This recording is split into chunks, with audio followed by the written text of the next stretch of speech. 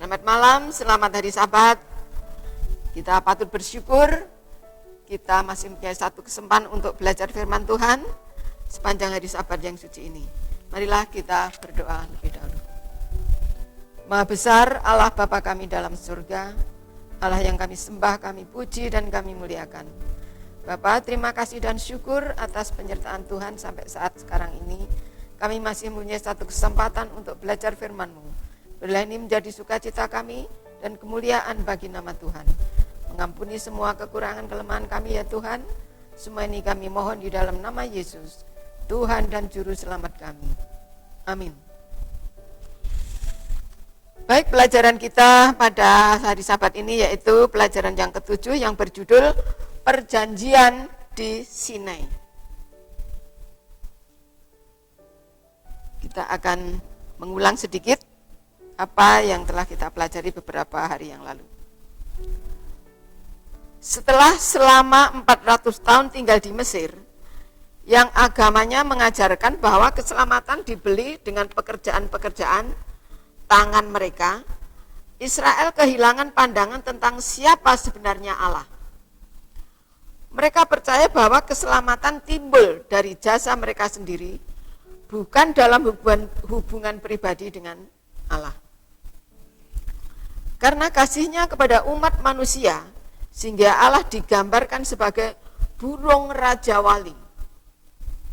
Dengan cakar kasih karunia-Nya yang tajam, elang gunung keabadian mendorong elang kecil Israel dari sarang angkuh penindasan Mesir. Ketika di Laut Merah anak elang panik ketika mendengar lantai gurun gemuruh dengan roda ketidakadilan. Mereka melihat tembok air yang mengelilingi mereka dan mereka diselamatkan. Itulah pekerjaan Tuhan yang maha kuasa. Keselamatan hanya melalui Yesus. Dia menebus dari cengkeraman dosa.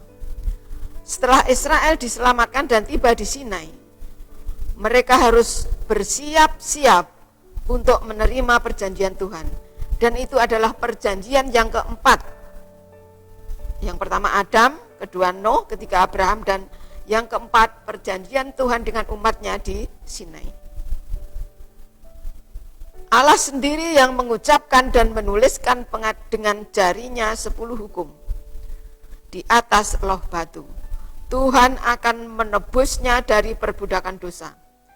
Dan hal ini mungkin hanya dengan pengorbanan Mesias. Rencana Allah dalam perjanjian di Sinai. Yang pertama, Allah akan menjadikan bangsa Ibrani bangsa yang berharga. Yang kedua, dengan Israel orang Israel akan menjadi bangsa yang sebagai kerajaan imam. Dan yang ketiga, menjadi bangsa yang suci. Inilah rencana Allah sampai Allah memberikan perjanjian di Sinai dengan 10 hukumnya. Jika iman dan perbuatan membeli karunia keselamatan, berarti pencipta berkewajiban pada ciptaan itu. Inilah hal yang salah. Dan inilah kebenarannya, bukan iman atau perbuatan, dan bukan iman dan perbuatan, tetapi iman yang berbuat. Pada kenyataannya, perbuatan memang dapat memperkuat iman kita. Inilah sekelumit inti dari perjanjian di Sinai. Dan sekarang masuk dalam pendalaman. Yang pertama, roh perbudakan ditimbulkan oleh berusaha hidup sesuai dengan agama menurut hukum, dengan berjuang untuk memenuhi semua tuntunan hukum dengan kekuatan sendiri. Dan yang kedua, harapan satu-satunya bagi kita ketika kita datang di bawah perjanjian Abraham, yang adalah perjanjian kasih karunia oleh iman kepada Yesus Kristus. Injil dikhotbahkan kepada Abraham melalui mana dia memiliki iman, melalui mana ia memiliki pengharapan, adalah Injil yang sama yang dikhotbahkan kita sekarang ini. Abraham memandang kepada Yesus yang juga adalah pencipta dan penyelesai iman kita. Kita bisa membaca di dalam Bible Commentary jilid 6 halaman 1077. Poin yang ketiga, Selama masa perbudakan di Mesir, banyak dari antara orang Israel yang telah begitu jauh kehilangan pengetahuan akan hukum Allah dan telah mencampur baurkan prinsip-prinsipnya dengan adat istiadat, tradisi-tradisi orang kafir. Allah telah membawa mereka ke Sinai dan di sana dengan suaranya sendiri telah menyatakan hukumnya.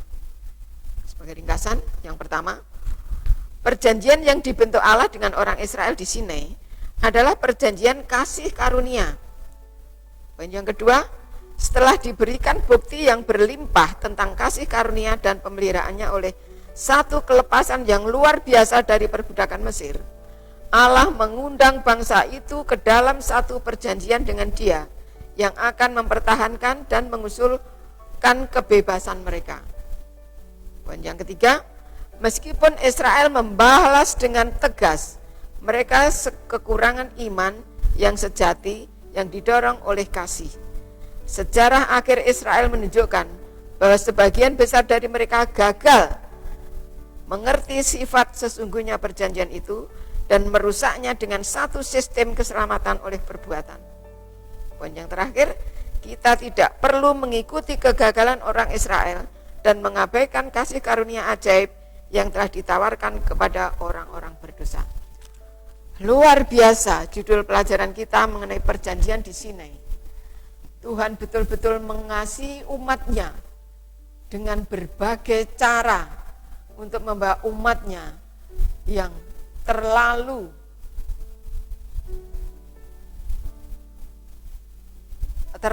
keras kepala.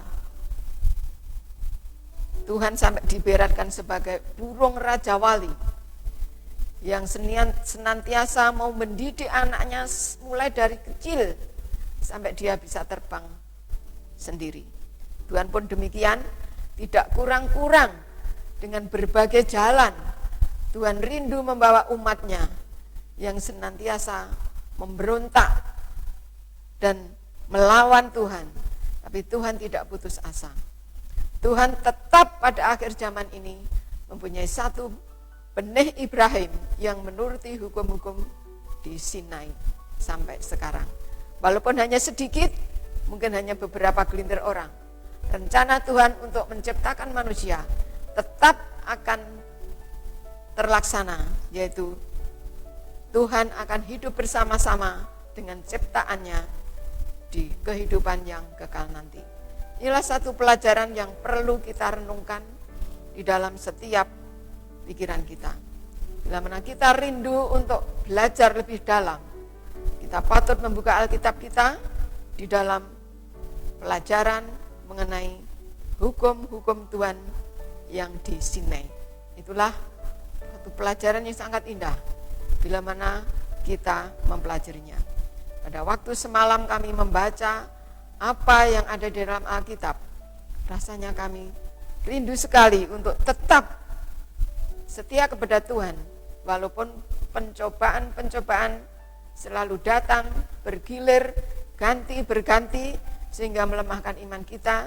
Tapi bila mana kita tetap berada di dalam rencana Tuhan yang terindah, yaitu keselamatan, kita akan tetap bisa bertahan sampai Tuhan datang kedua kali. Tuhan memberkati kita semua. Amin.